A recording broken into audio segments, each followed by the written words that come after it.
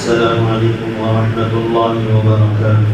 الحمد لله نحمده ونستعينه ونستغفره ونؤمن به ونتوكل عليه ونعوذ بالله من شرور أنفسنا ومن سيئات أعمالنا من يهده الله فلا مضل له ومن يضلله فلا هادي له ونشهد أن لا إله إلا الله وحده لا شريك له ونشهد أن سيدنا محمدا عبده ورسوله أما بعد فأعوذ بالله من الشيطان الرجيم بسم الله الرحمن الرحيم والذين إذا فعلوا فاحشة أو ظلموا أنفسهم ذكروا الله فاستغفروا لذنوبهم ومن يغفر الذنوب إلا الله ولم يصروا على ما فعلوا. وقال عز وجل وتحسبونه هينا وهو عند الله عظيم. وقال عز وجل وتوبوا إلى الله جميعا أيها المؤمنون لعلكم تفلحون. وقال عز وجل يا أيها الذين آمنوا توبوا إلى الله توبة نصوحا. عن أبي هريرة رضي الله عنه قال قال رسول الله صلى الله عليه وسلم والذي نفسي بيده لو لم تذنبوا لذهب الله تعالى بكم ولجاء بقوم يذنبون فيستغفرون الله تعالى فيغفر لهم. وعن الأغر المزني رضي الله عنه قال سمعت رسول الله صلى الله عليه وسلم يقول إنه لا يغال على قلبي حتى أستغفر الله في اليوم 100 مرة. روايتان في صحيح مسلم أو كما قال عليه الصلوات والتسليمات. بارك الله لنا ولكم في القرآن العظيم ونفعنا وإياكم بالآيات والذكر الحكيم. محترم بزرگ و دوستوں، عزیز سامعین کرام اور دینی بھائیوں، نوجوانان ملت، ہمدردان ملت، آج کا موضوع ہے توبہ و استغفار اور توبہ گناہوں کا دریا. اللہ نے ہم پر بہت بڑا کرم کیا کہ ہم کو مومن بنایا اور ساتھ ساتھ ہمیں اس کے احکام پر چلنے والا بندہ مسلمان بنایا. صحابہ اکرام رضی اللہ عنہم کو ایک مرتبہ شام گزرا، کیونکہ اللہ تعالیٰ نے قرآن پاک میں آیت کریمہ نازل فرمائی تھی للہ ما فی السماوات و ما فی الارض. آسمان و زمینوں میں جو کچھ ہے اور آسمان و زمین سب اللہ کی ملکیت ہے. ان تبدوا ما فی انفسکم او تخفوہ یحاسبکم بہ اللہ. جو باتیں تم کھل کر کرتے ہو، جو کام تم کھل کر کرتے ہو، جو افعال تم کھل کر کرتے ہو، اور جو باتیں اور جو کام جو افعال چھپ کر کرتے ہو، اللہ اس کا حساب تمہارے سے لے گا. یحاسبکم بہ اللہ، اللہ اس کا حساب تم سے ضرور لے گا.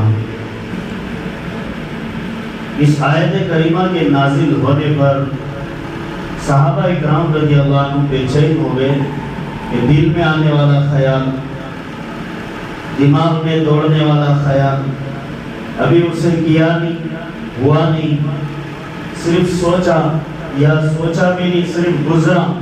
اس پر بھی اگر اللہ حساب لے لے گا تو ہمارا انجام کیا ہوگا؟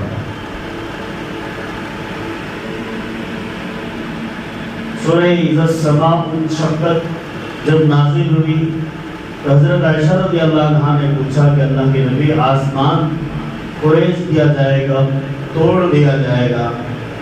اللہ کے نبی صلی اللہ علیہ وسلم نے فرمایا عائشہ صرف آسمان کو نہیں توڑا جائے گا بلکہ انسان کو بھی اگر اڑیدا جائے گا، سوالات کیے جائیں گے تو اسے عذاب میں ڈال دیا جائے گا۔ اذا نوقش عذب۔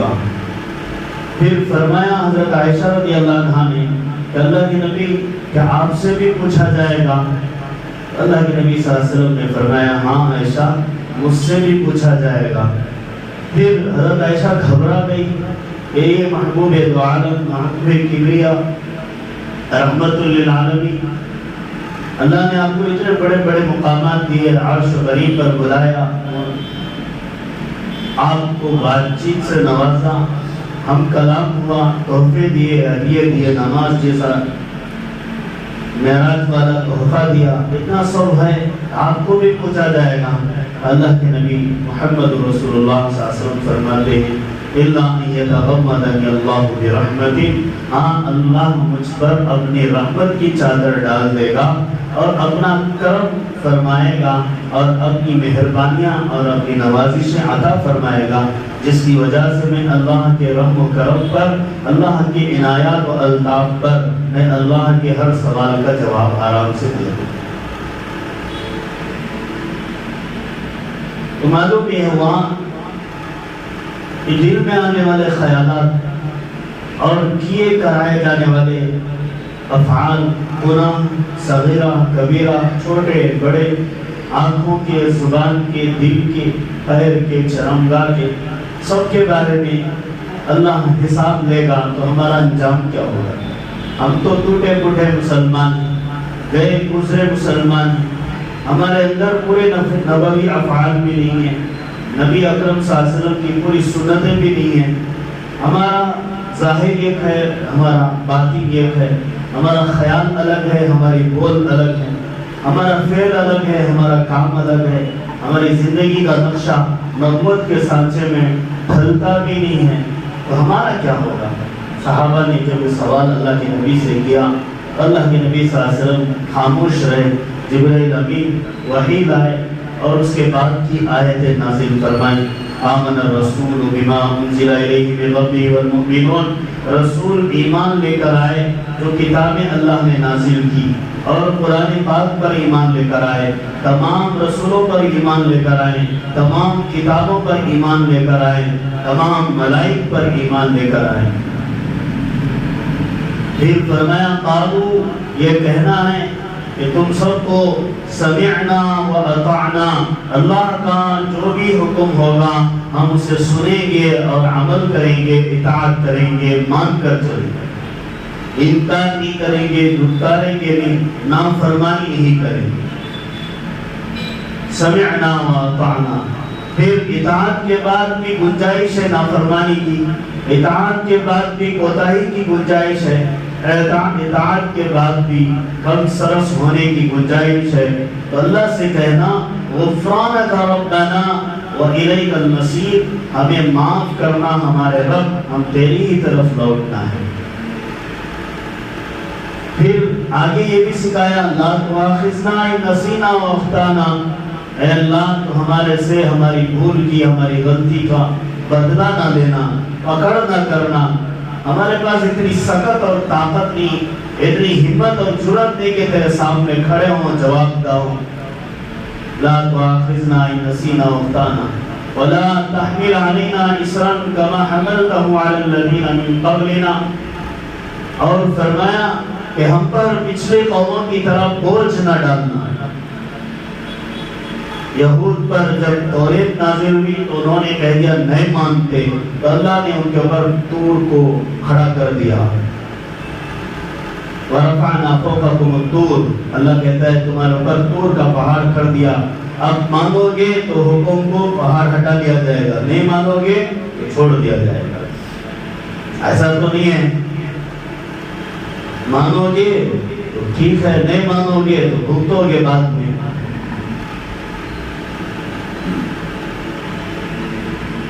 فرمایا لا تؤاخذنا ان نسینا او اخطأنا ولا تحمل علينا اصرا كما حملته على الذين من قبلنا.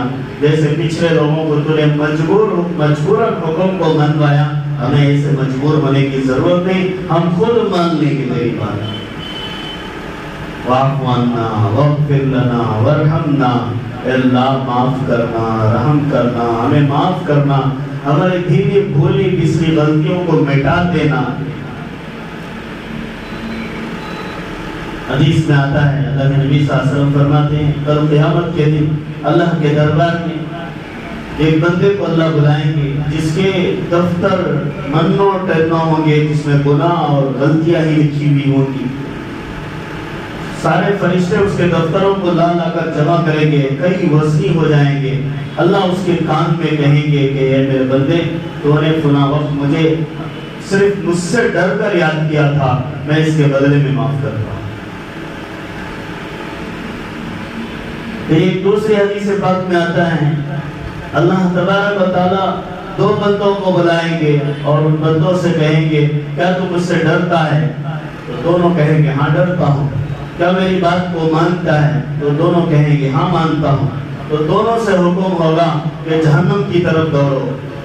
تو دونوں بندے جو ہے میں سے ایک بندہ دوڑ جاتا ہے اللہ کا حکم مان کر، ایک بندہ رک جاتا ہے. اللہ کہتا ہے جس نے دوڑا اس کو میں نے معاف کر دیا، جس نے نہیں دوڑا اس کو میں نے معاف نہیں کیا. اللہ کا حکم جیسا ہو اسے قبول کرنا ہے. ایک بزرگ گزرے ہیں شاہ دولہ رحمت اللہ علیہ، ان کے علاقے میں سیلاب آ گیا، ندی آ گئی، پانی آ گیا، گاؤں ڈوب گیا. تو سارے کے سارے پہنچے ان اللہ والوں کے پاس اور کہنے لگے کہ آپ تو اللہ والے ہیں، فارسہ ہیں، متقی ہیں، پرہیزگار ہیں، دعا کیجئے قبول ہو جائے گی. وہ کدال لیے اور گئے ندی کی طرف، جدھر سے ندی آ رہی تھی ادھر ہی کھودنے لگے تو پانی اور آگے بڑھے.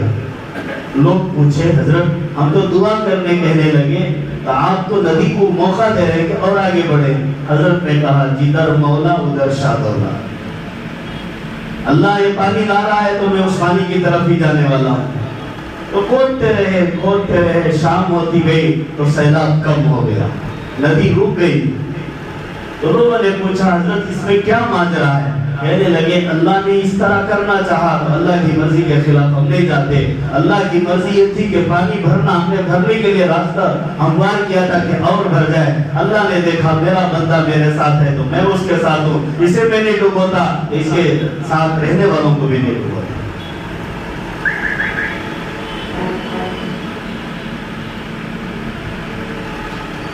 جوانی میں تماشا کر لینا، گناہ کر لینا، بہک جانا، بھٹک جانا، یہ تو کمال ہی نہیں ہے بلکہ آسان ہے. لوگ کرتے بھی ہیں، ہو بھی رہا ہے.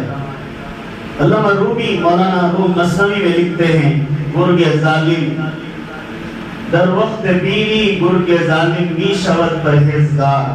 بڑھاپے میں شیر بھی جو ہے کونے میں بیٹھ جاتا ہے. بڑھاپے میں شیر بھی کونے میں بیٹھ جاتا ہے. تماشا تو جوانی کا ہوتا ہے، اس وقت رب کو منانا ہی کمال کی بات ہے. ایک ہے اس میں توبہ اور ایک ہے استغفار. یہ کیوں دیا گیا؟ توبہ بڑے گناہ ہو گئے، بڑی غلطیاں ہو گئی، بڑی نافرمانیاں ہو گئی، رب راضی تھا ناراض ہو گیا، رب کی طرف سے آفتیں آنے لگ گئی، آسمان زمین ڈوبنے لگ گیا. اللہ کا غصہ اس کے عرش کو بھی ہلا دیتا ہے، زمین کو بھی ہلا دیتا ہے، آسمان کو بھی ہلا دیتا ہے. اللہ کی فوجیں کیا ہیں جسے ہم کمزور سمجھتے ہیں؟ وہی اللہ کی فوج ہے.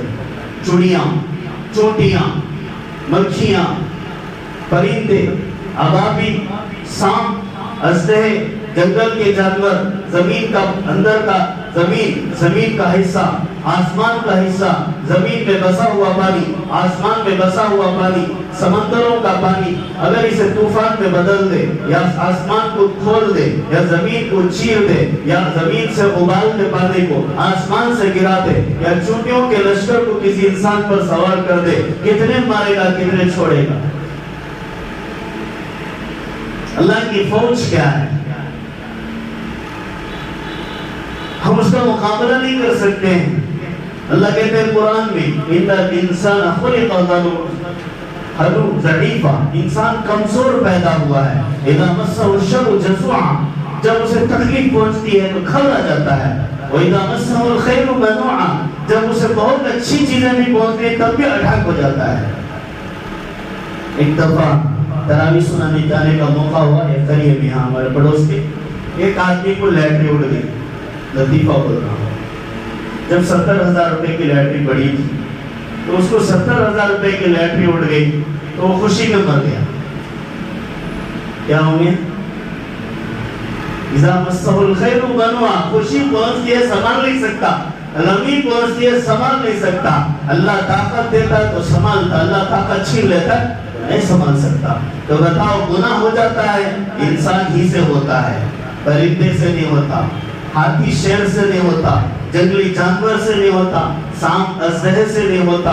وہ تو کاٹنا اس کی صفت ہے، وہ کاٹتا ہے، وہ چیرنا اس کی صفت ہے، وہ چیرتا ہے، وہ اڑنا اس کی صفت ہے، وہ اڑتا ہے، لیکن گناہ تو انسان ہی سے ہوتا ہے۔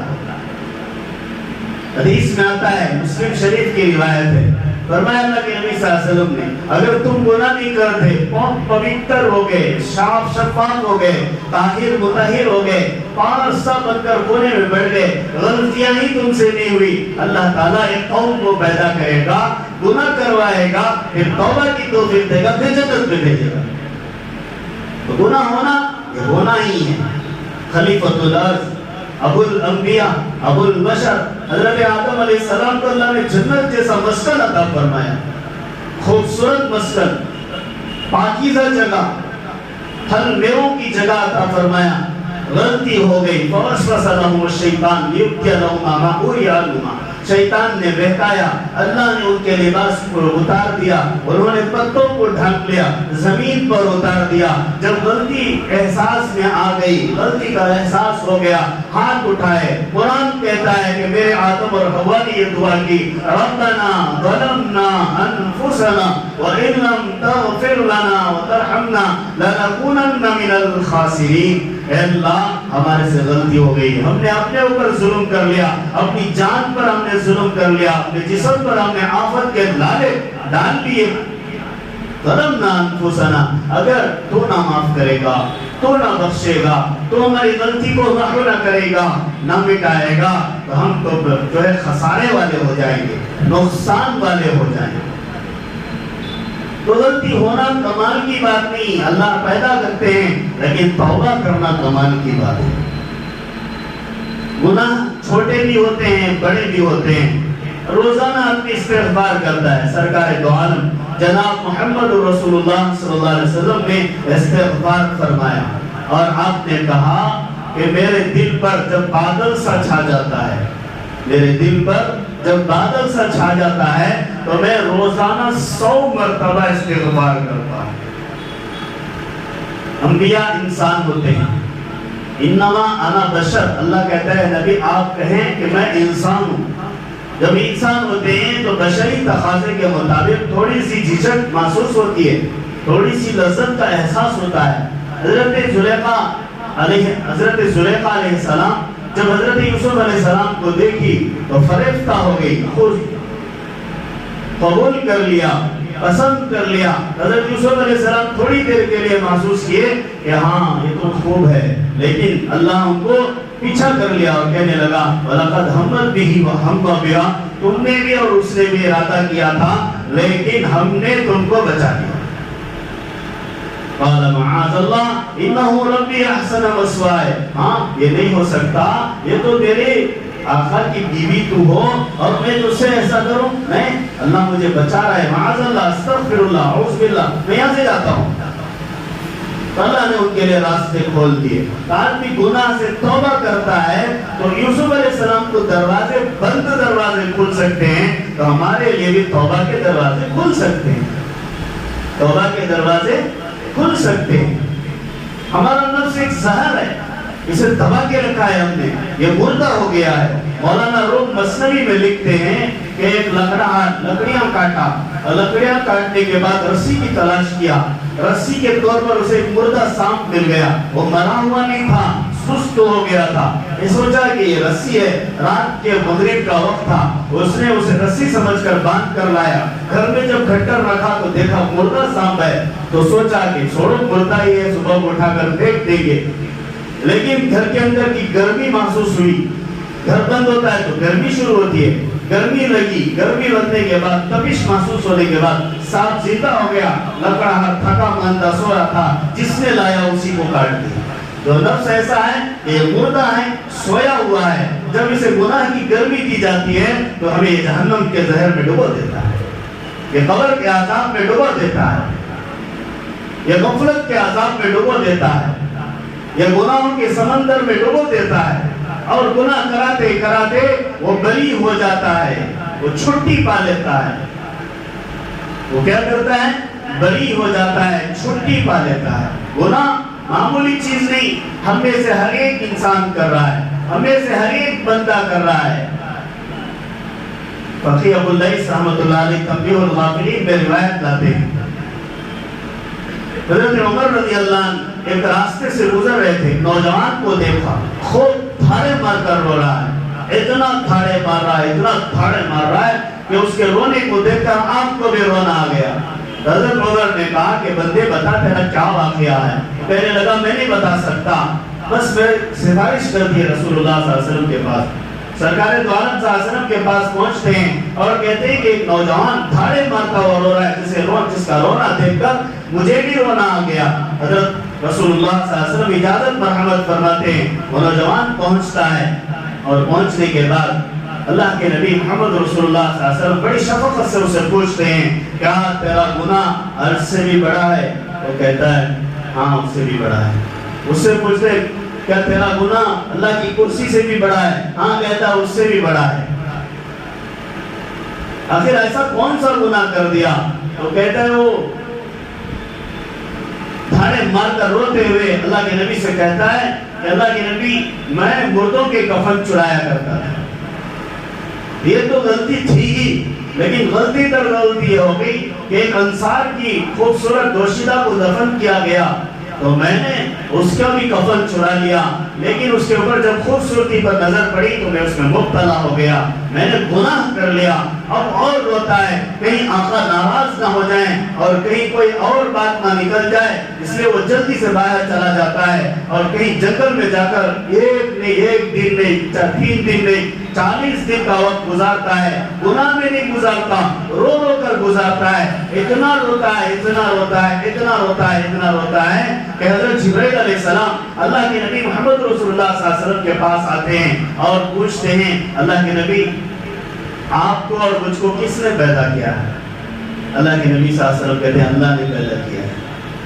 پھر پوچھتے ہیں اللہ کے نبی اگر آپ کو اور مجھ کو کسی نے معاف کرنا ہے تو اللہ نے معاف کرنا ہے یا کسی اور نے معاف کرنا ہے؟ تو اللہ کے نبی صلی اللہ علیہ وسلم کہتے ہیں اللہ نے ہی معاف کرنا ہے۔ اللہ کے نبی کو جو امتی پر غصہ تھا اسے ٹھنڈا کرتے ہیں مثال دے کر، آسمان زمین کو اللہ نے بنایا، آپ کو اور مجھ کو اللہ نے بنایا، کسی انسان کو بھی اللہ ہی نے بنایا، اسے معاف کرنا بھی اللہ ہی کا کام ہے، اللہ ہی معاف کرتے ہیں۔ یہ سمجھانے کے بعد اللہ کے نبی سے جبرائیل امین کہتے ہیں جس بندے نے اتنی فاحش غلطی کی تھی اللہ نے اسے معاف کر دیا، اس کے رونے کو قبول کر لیا۔ جب اتنے بڑے پاپی گنہگار کو اللہ معاف کر سکتے ہیں کہ ہمیں نہیں معاف کر سکتے؟ توبہ گناہ کا تریاق ہے، گناہ ہوتے ہی ہے انسان سے، گناہ نہ ہو تو انسان فرشتہ بن جاتا ہے، اور دنیا میں فرشتوں کی ضرورت ہی نہیں ہے، وہ تو گناہ کرتے ہی نہیں، لا یعصون اللہ ما امرهم ويفعلون ما یؤمرون۔ اللہ کہتا ہے وہ جہنم میں رہو، جہنم میں ہی رہتے ہیں، وہاں کی ڈیوٹی سنبھالتے ہیں، جنت میں رہو، جنت میں رہتے ہیں، انسان کے کاندھوں میں رہو وہیں رہتے ہیں، انسان کے ہاتھ میں رہو ہاتھ میں رہتے ہیں، زمین میں رہو زمین میں رہتے ہیں، ایک جماعت کو گھومو وہ گھومتے ہیں، ایک جماعت کو خبر میں رہو وہ خبر میں رہتے ہیں، ایک جماعت کو آسمان میں رہو آسمان میں رہتے ہیں، ایک جماعت کو کعبۃ اللہ کا طواف کرو وہ کعبۃ اللہ کا طواف کرتے ہیں۔ فرشتے حکم کے پابند ہیں، گناہ نہیں کرتے ہیں، اطاعت کا مادہ ہے انسان کے اندر، اطاعت کا بھی مادہ ہے، گناہ کا بھی مادہ ہے۔ گناہ کو مٹانے والی چیز توبہ ہے۔ اب توبہ کیا ہے؟ توبہ یہ ہے کہ اللہ کے دربار میں 2 رکعت نماز پڑھنا اور اس طرح کہنا کہ اللہ میرے سے گناہ ہو گیا، تو بھی جانتا ہے، میں بھی جانتا ہوں۔ یا کھلا ہو گیا تو لوگ بھی جانتے ہیں، یا الگ تنہا ہوا ہے تو میں خود جانتا ہوں، تو بھی جانتا ہے، تیرے میرے درمیان یہ راز ہے، بولا اس راز کو فاش نہ کرنا، آئندہ میں نہیں کرنے کا عزم کرتا ہوں، آئندہ میں نہیں کرنے کا ارادہ کرتا ہوں، یہ تیرے دربار میں بیٹھ کر وعدہ کر رہا ہوں، میری اس توبہ کو قبول فرما، اور آنکھوں سے 2 قطرے گرانا، یہ 2 قطرے اللہ کو بہت محبوب ہیں۔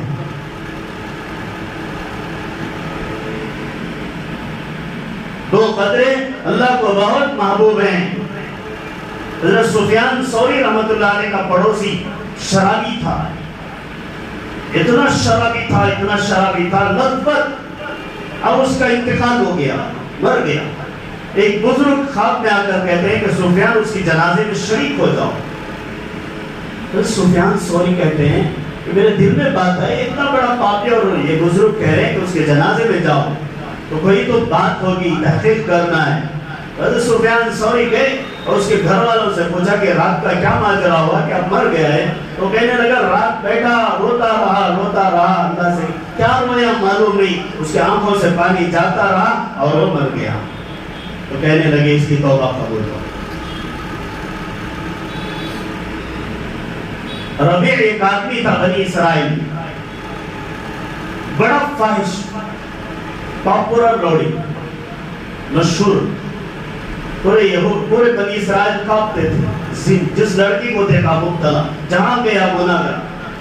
اب ایسا ہوا کہ اپنی چچا زاد بہن پر حاوی ہونا چاہا، لیکن اس نے کہا اللہ سے ڈر، تو سینے سے اٹھ گیا، اس کی اجرت کو واپس، اس کی اجرت ہدیے میں دے دیا، اور کہنے لگا میں یہ قفل اس لیے نہیں کھولتی تھی کہ میری عزت بچ جائے، لیکن میں قفل بھوک کی وجہ سے کھول رہی ہوں، تو اللہ سے ڈر۔ وہ ڈرتے اٹھنا اور صبح سویرے مر گیا۔ اس کے دروازے پر اللہ تعالیٰ نے ایک فرشتے کے ذریعے سے لکھایا تھا کہ یہ توبہ کر لیا، اس کی توبہ قبول ہو گئی۔ حضرت موسیٰ علیہ السلام کو حکم بتایا تم اس کی نماز پڑھو۔